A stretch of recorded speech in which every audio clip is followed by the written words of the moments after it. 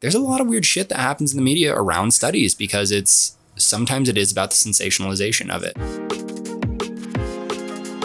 Sometimes it doesn't matter. It depends on how the media spins it. Yeah. Big time. Like, there was a Stanford study. Oh, thank God you have an example. Yeah. It was posted, I think, on the New York Post, I believe. It was actually quite a big poll. There was a survey of 300,000 kids in regards to like COVID increasing the rates of diabetes in children, the child with diabetes. So the publication posts like, oh, COVID increases the risk of diabetes over 2 times, increases the risk by over 2 times. So I was like, okay, I read the study. They didn't post a link. So a lot of times they don't post a link to the study or post a study at all. I had to go dig and find it on Stanford's website. Right. So I dug it up, and sure enough, okay, big pool, 300,000. Like that's a lot of kids. All right. And the rate did double. Why does that not matter? It went from 0.03% to 0.08 something percent. Oh my God. So statistically, it's statistically significant because it's over double the amount, right?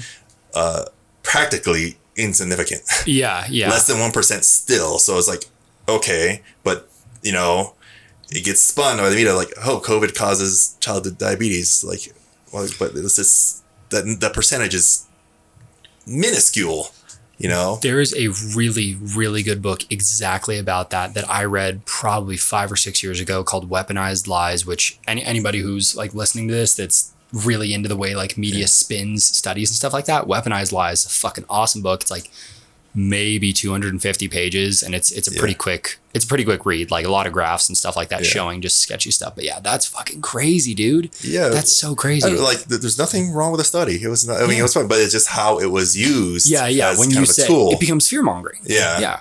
Like another thing, one of the examples in that book is they show the study where they actually explain what happens and they're like, those, I don't know, I'll just give like a random example. It'll be like, this medication caused like a 5% change in deaths or something like that. And what they show is a graph that shows it's pointing upward because what our brain perceives is a graph going up means increase. Yeah. But what they did was they actually inverted it so that it was pointing up, even though it actually went down. So they said it has like a 5% change, but the change was downward. Yeah.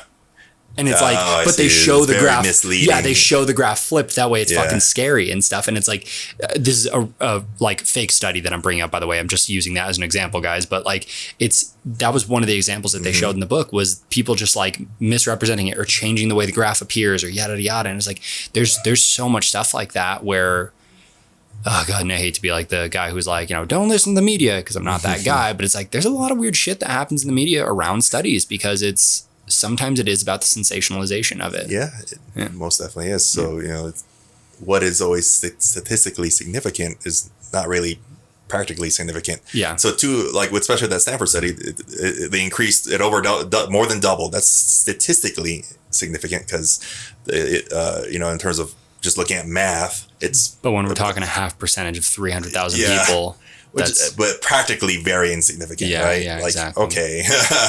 Man, that's wild. What are we going to do with that information? Well, I guess we'll fearmonger with it. Yeah, we gotta be freaked out about the 3 kids. Yeah, so it's like, okay, all right. So dude, that's fucking wild. Hey guys, thanks for watching that episode. If you got some value out of that, please give me a little subscribe somewhere in there, whether that is on Apple, Spotify, wherever you're listening right now.